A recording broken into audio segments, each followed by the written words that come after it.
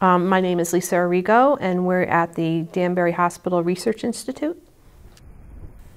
The Danbury Research Institute is leading the nation in finding solutions to some of our biggest healthcare problems. Lisa Arrico is pioneering the development of a new kind of early detection test for colon cancer.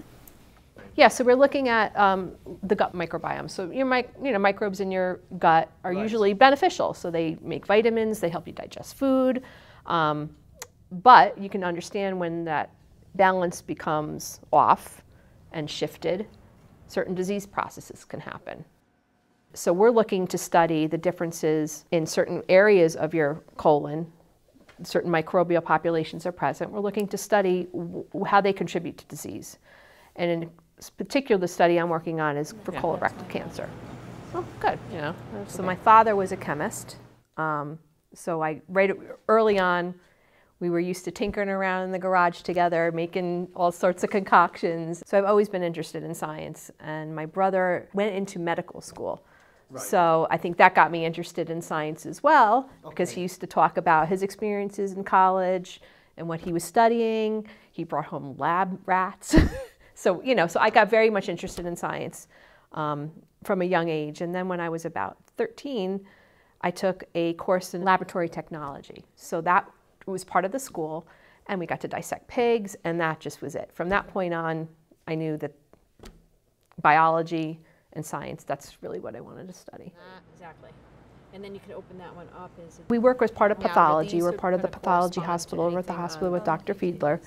And there are 3 of us here. We just hired a new person, so there'll be a team of 4 of scientists in the lab. We all work on different projects. So I work on stool microbiome.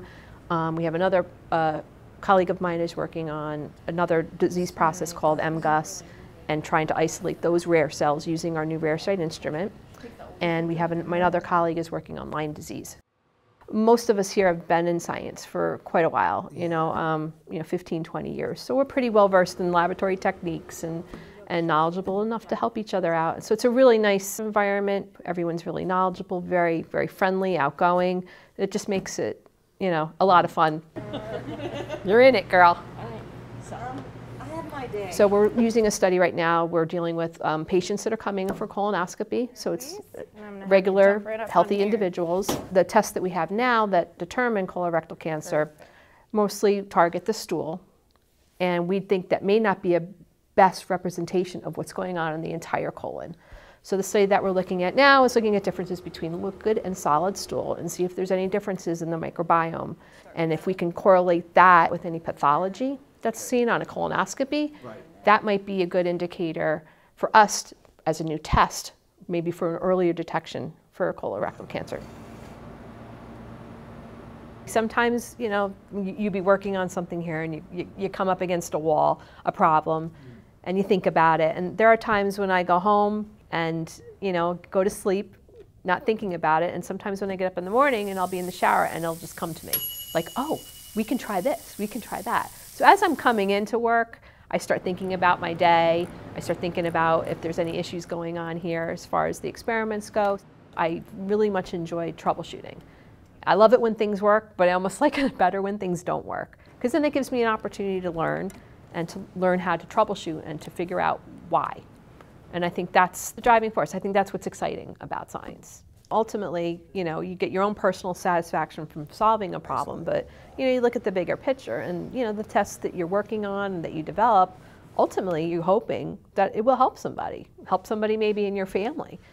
So, that's a pretty neat idea when you think about it. You get your own personal satisfaction from it, but ultimately, what you do here, 2, 3, 4 years down the road could really help somebody, maybe somebody that you know.